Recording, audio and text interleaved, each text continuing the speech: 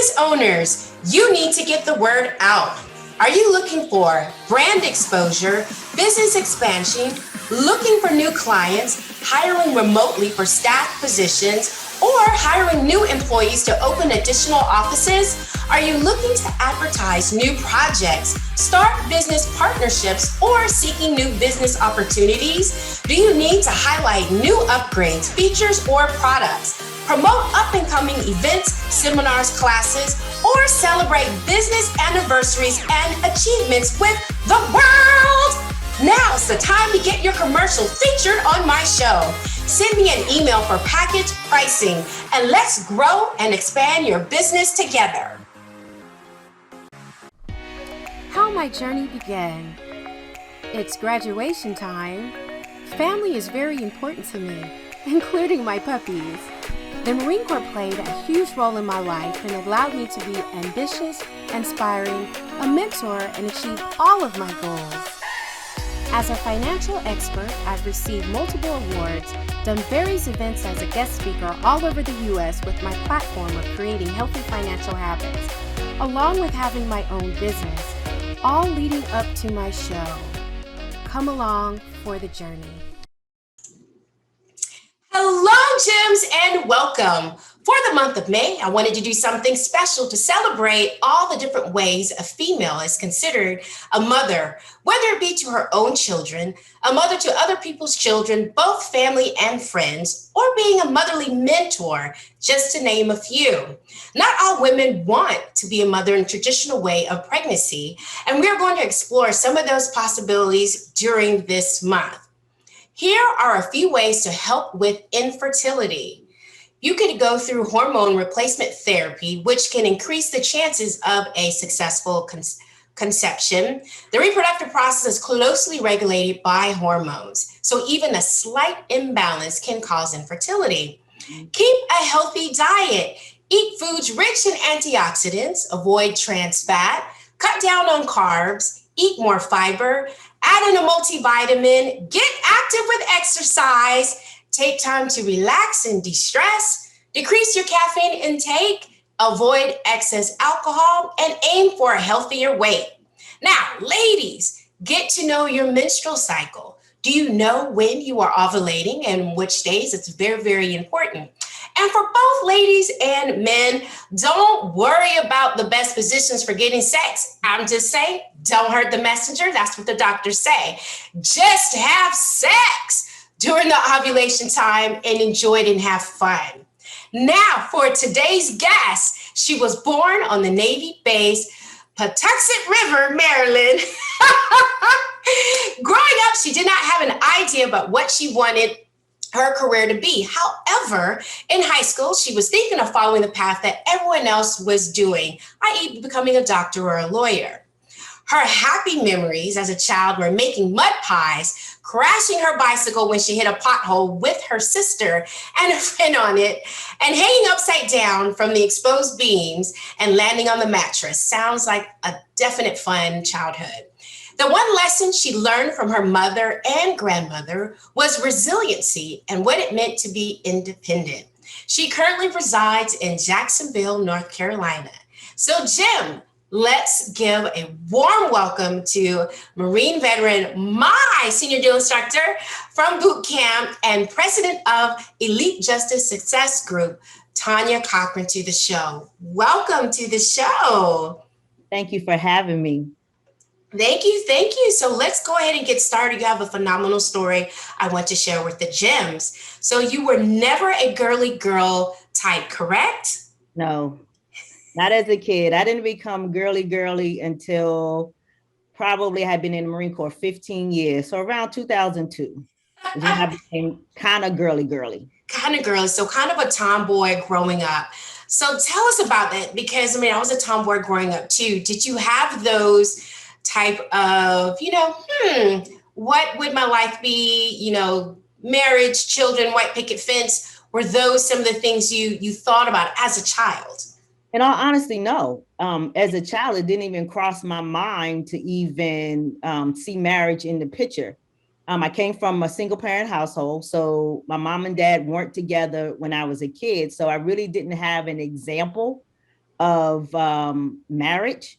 Yeah. So I didn't even think about it. Marriage probably didn't even come into my crosshairs, so to speak, until I was about 25. Absolutely. And I always like to say that because some people always think that, especially for females, that we all dream about the husband. We have our names, children's names picked out. We love this. And some of us don't. We're just like, no, I love being a child. And this is my world. So after graduating with a bachelor's in psychology from Campbell University, you join our beloved Marine Corps, Ross Semper Fi. So, yes! Did the Corps change your view on having children? Absolutely. Yeah. At the time I came in the Marine Corps, women, I'm not gonna say we were encouraged to not have kids, but I came in 1987. Right. And so the atmosphere at that time was definitely, if you had children, whether you were married or not, they kind of like gave you a choice of either giving your child up for adoption to your parents, so to speak, or it was probably going to be a struggle for you to be able to continue on in your career as a Marine. Absolutely. And I know joining the Marine Corps, because it's the hardest and the most challenging branch of all of the branches, that goes without say. So how did the Corps view females, the ones that got pregnant, especially coming back in the 1980s? Oh, the same way they kind of view them today. Right. I didn't make that point. Yes. Like, okay, so you're worthless. You can't do this, you can't do that, because you see it as it's a struggle for women to decide to put your child first or put your career first. And I see a lot of women struggle with that. And it makes you wonder, if you put your career first, what kind of damage are you really doing to your child? Right. Because in all honesty, the Marine Corps really, they do not care. No. You got a job to do. And in a sense, it also forces us as women leaders to feel the same way, whether we have children or not. The job comes first. And we expect you as women, or us as women, to be able to balance both. Right. And some can't. And those that do probably make a lot of sacrifices, right, family-wise, in order to be successful in the Marine Corps. Absolutely. And then you brought up a very good point, because you were, as I said before, my drill instructor on the drill field. And for those of them, my gems, who don't know what that is, these are the individuals, both male and females, who train the recruits, such as myself, when little recruit Robinson came in, and they give up a portion of their life, whether it's 2 years or 3 years, to be with those recruits nonstop, 24/7. Because we were training. We were training on them. And she's smiling. That's another story. But with that comes in, you have this special billet. And I want them to know the difficulties of what happened if a female got pregnant on the drill field, because now you're one man down, one Marine down, and everyone has to pull up, for lack of a better word, the slack that this individual is no longer doing based on the pregnancy. It's not right, I'm not saying, but explain to them how that can affect the whole and overall view of being on the drill field. Well, when I went on the drill field back in 97, I had a 3-hat team. So just imagine what life is like. You're already working, like you said, nonstop hours. We're working from sun up to sundown, 7 days a week. And it's a lot of work training, 45, 50, 60 young ladies to become United States Marines. So we're doing the work of, from 3 people, probably the work of 10 people. Right. So then if we lose one, then those other 2 are working double shift. And it can become a place where you start to lose focus. Yes. Which in turn, when you work in so many hours and you taking up the slack of others, then that's where things can get a little hairy, where because of lack of sleep, lack of um all this other stuff, anger can come into place. Right. Because now you're starting to resent that female for getting pregnant at a time where you need her the most. And because at the first year I was there, we were short on females. Like when you were a recruit, you had 5 hats. Right. So it wasn't too bad. But imagine it being 3 hats and now you're down 1. Right. And I was in that position. Right. Not because the senior got pregnant, but because she ended up having surgery. For the last 3 weeks of boot camp, it was me and another hat. Wow.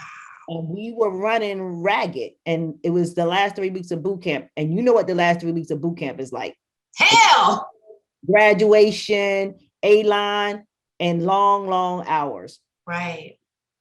Absolutely. So you start to resent. Yes. And that being able to having to pick a career over a child, or like you said, doing both and having that resentment from people. So you mentioned it before, but at what age did you start to think about marriage and children?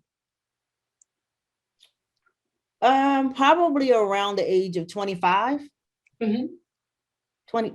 Children didn't come into play until probably a couple of years later, but wanting to settle down and having not necessarily traditional white picket fence, but the traditional family, husband, house, making a life together. I was probably about 25. Absolutely. And I know you mentioned it before. What was your take on children then? Were you, if that happens, it's great, but I wanted a relationship? At that time, my life was, if it happens, that's cool. I want to be a mom. Yeah. I'm ready to be a mom. I feel like I'm emotionally prepared to be a mom. Financially prepared. I don't think you ever be financially prepared to be a mom or a dad. Right. But my mindset was, okay, if it happens, I can do this. I got support. If it ends up being I'm a single parent, right. I have support. The men I was with, they were on the same page. So it wasn't one of those things where, okay, well, if you get pregnant, you're on your own. Right. I don't want no kids, you know? So I was on the same page with my partner. So if it happened, it happened. Good stuff. And you eventually got married and have been married for 24 years. I just want to tell them that, like she got the man, guys. I love it. And how has the road to having a child been for you? If you would start with the day one, say, know your story. This is definitely getting to the roots of the journey for you as well as your husband. So if you could start with that, with the, okay, now we are trying to conceive. Okay, so let me back up a little bit. My journey started originally in 1994. I'm sorry, 1993. Mm-hmm. I found myself pregnant in 1993. And unfortunately, probably 8 weeks later, I suffered a miscarriage. So from talking to medical doctors when I was in the Marine Corps, they kind of was like, okay, you know, you have a lot of women that, you know, suffer miscarriage their first pregnancy. And then, okay, so as you know, about 3 years later, I went on the drill field. Mm-hmm. So the journey stopped. It stopped because the drill was a little bit different. Right. So again, like I said, if you got pregnant while you was on the drill field, your time stopped while you was on the drill field. So if instead of it being a 3-year tour, you could find yourself down there for 5 years. Because as you know, as females in the Marine Corps, you know, or just females, period, 9 months pregnancy. And then the Marine Corps gave us 6 months to, I guess you could say, get back into shape, so to speak. Mm-hmm. So now that's 15 months that you're kind of out of a job, so to speak, as a drill instructor. Right. So until you could fit your uniforms, pass a PFT, mm-hmm. all those other things that you are expected to do as a Marine, you weren't working again as a hat. Right. So once you can do that, then your time continued on. Right. So you can find yourself in that position for almost 5 years. Right. Because it's already a 3-year tour, and then you add that 15 months, that's almost 5 years. Right. So once I left the drill field, probably about 6 months before I left the drill field, my husband and I decided together to start the process. And that was me getting off the pill, and letting nature take its course. Yeah. And around June of 2000, I found myself pregnant. Mm-hmm. And within a week of the positive test, that's when I started the spotting or bleeding, and it didn't stop. Yeah. So I went to the doctors, and that's when they told me that basically I was suffering another miscarriage. And so with that, I had a choice of either letting nature take its course and it be a long process, mm-hmm. or let the doctors take it from me. Right. And at that time, I chose to let them take it from me. Right. And because it was my second pregnancy that resulted in a miscarriage, and because when they took it from me, they found out that the pregnancy was growing in one of my fallopian tubes, that's when they started the process of infertility treatments. Right. Or infertility testing. So I started going through a bunch of testing, going to see fertility specialists, going to see doctors about this, going to see this specialist here, this specialist there. And in that process, that's when they found out, one, I had a tumor on my pituitary gland, right, which this particular tumor affected my hormones. And then they also found out I had a protein S deficiency. So in that journey, because they're two different diagnoses and two different specialists that I would need to see, right, they didn't necessarily communicate. So yes, just like anything else, this doctor would focus on his specialty, and this doctor would focus on his specialty. But they weren't talking. They weren't talking. And anytime you need to get treated for anything, it's usually a long process. Right. Because if they give you medication, they're going to give you 6 months to try this medication. Yep.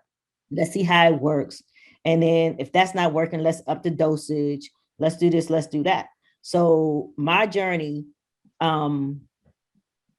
unfortunately, never came to fruition because, one, of being in the Marine Corps and you moving around every not 6 years, but every 3 years. Right. And now you want to see a different doctor in a different state who has a different take on what the issue is, and nobody ever communicating together to come to a happy medium to address them all together.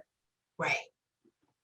So by the time at the time I started the process, I was 34, like just about after y'all graduated boot camp. And then by the time I stopped, I was 44. Right. And so how long did it take to shrink the tumor? Because you did have the choice of doing the medication and the pills or surgery, but tell us why you chose to go the medication and the pills route, vice the surgery, and how long did that take to shrink that? As far as the tumor goes, all the doctors said I didn't need the surgery because of it wasn't affecting everything. Right. So their recommendation was the medication. I first started taking the medication in 2002, and the tumor finally shrank to what is considered normal in 2015. So for 13 years, I was taking medicine every day, sometimes 2-3 pills a day, every day, to shrink this tumor in my head.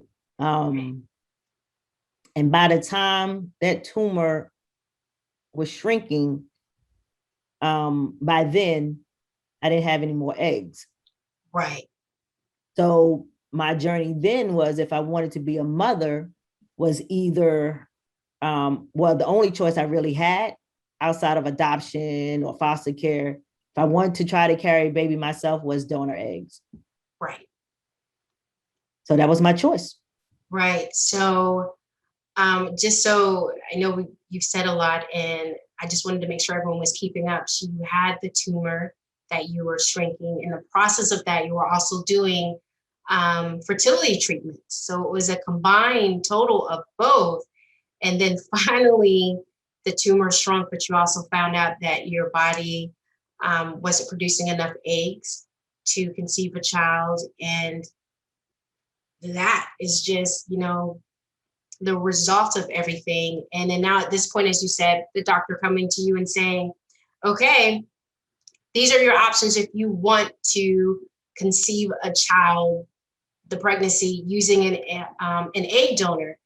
And an egg donor, just for the gems, is no different than using a sperm donor, someone you don't know, or you could know them, but they don't have the genetics of, let's say, your husband if you were doing a sperm donor. The same is true for a female using an egg donor.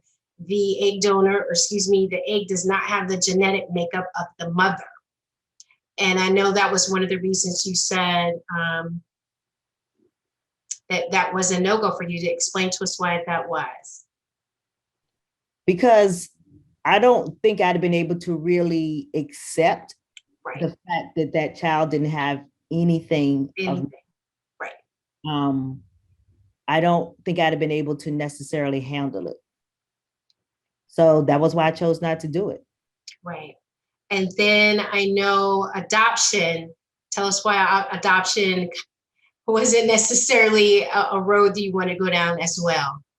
At that time, the reason why adoption wasn't the road for me is because there was too many horror stories I saw about kids who were adopted who, now granted, I know that even your own children could have mental issues that could cause you harm in the end or whatever, but a kid that came from somewhere else, it was just the fear and all the horror stories that I saw on TV about, kids coming from different countries or, from different orphanages or homes or whatever the case may be. And then these kids got so many issues to where you couldn't deal with them. And I couldn't do that. Absolutely. And it makes sense. Yeah, wouldn't have been in the mind frame to be able to do that. So yeah, you do have to be mentally ready to adopt. And then surrogacy. Explain the option that may have taken. Well, for surrogacy, I think I would have been jealous, I guess you could say, of someone else carrying my child. Right. And me not, because then I started been thinking about, okay, you get those insecurities about, you already struggle with getting pregnant in the first place, right? And then come find out you can't carry your own child. Right. You start to question yourself as a woman. You start to wonder what's wrong with you. Am I not good enough? How come I can't carry my own child? How come I have to go the non-traditional route?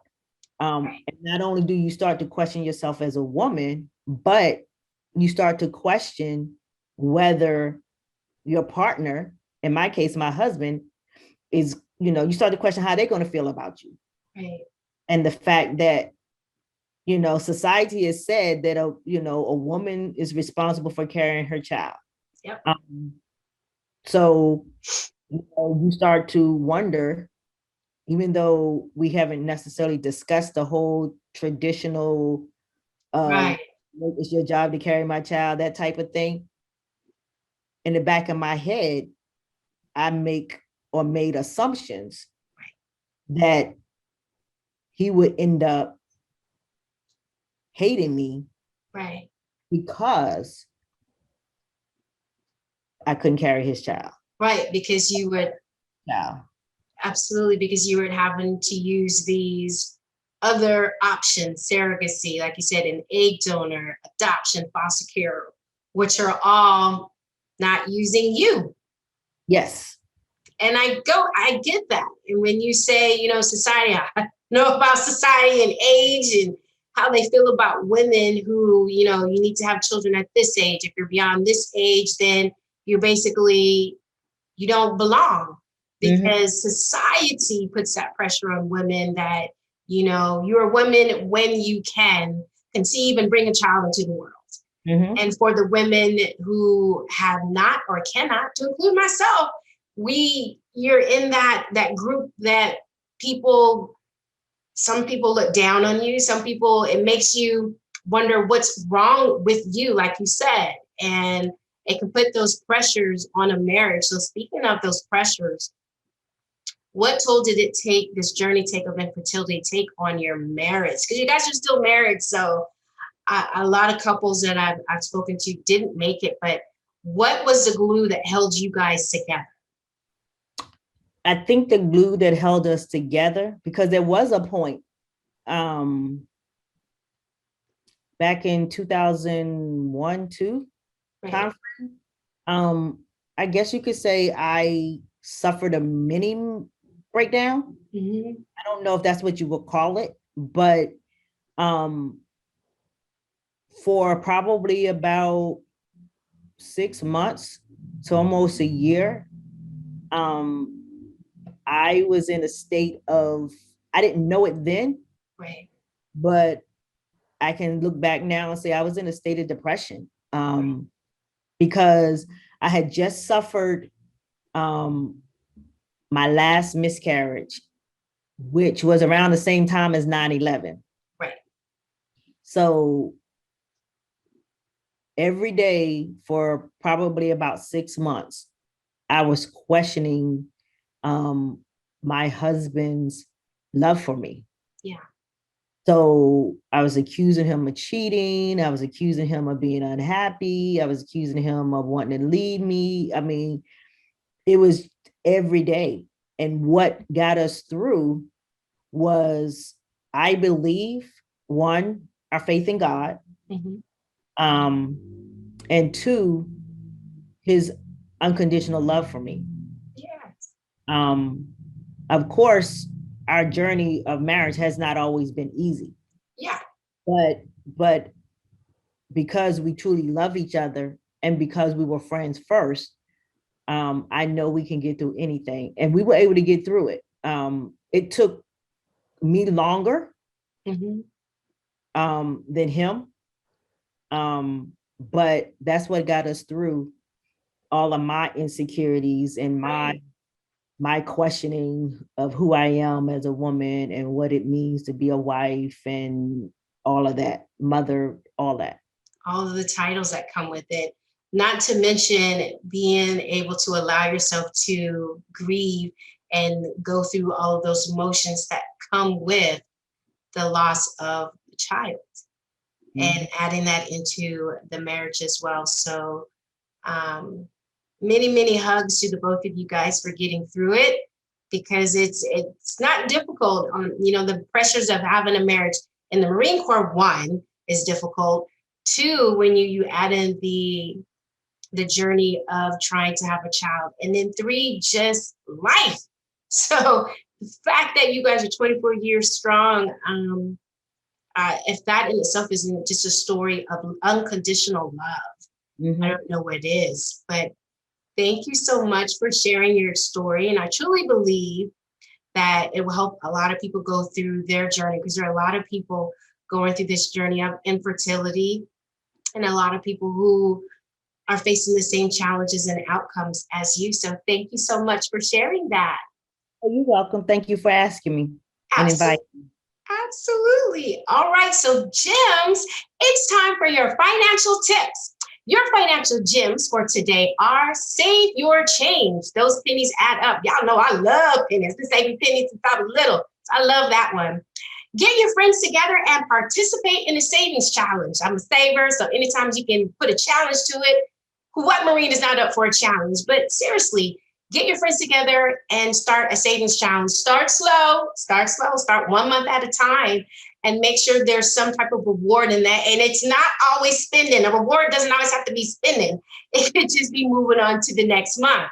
Number 3, find easy ways to create multiple streams of income, such as making things you can sell or writing a book. We have a lot of authors now these days. If you haven't thought about it, do think about it.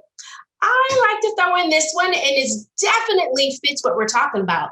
The military is an option for an additional source of income while deciding on careers. I know I did it, and a lot of other people have done it. Doesn't mean you have to make 20 years out of it, but a good 4 years to get your mind going, get a little cash, never hurt anybody. And finally, find friends who you can lean on when you're going through financial and difficult times. These are friends. I would have my friends and I tell them, sometimes I just need to vent. I don't need for you to say anything. So sometimes I really do need your advice. Find those 1 or 2 friends that you can do that with. So those are your financial gems.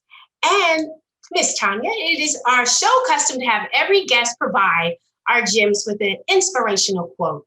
What is your personal inspirational quote you would like to share with us today? Well, my quote is do not let anyone else determine your worth. Always bet on yourself. I love it. Always bet on yourself, because when you bet on yourself, you can win. And you know, and you're in charge and you're in control. I love your quote. Thank you so much for being a guest on the show today and being part of our journey. Thank you. You're welcome. Thank you. So, Gems, creating healthy financial habits is a lifelong commitment. Remember, without change, there will be no butterflies. Changing habits, changing lives, and changing futures are all up to you. Till next time, Gems, take care.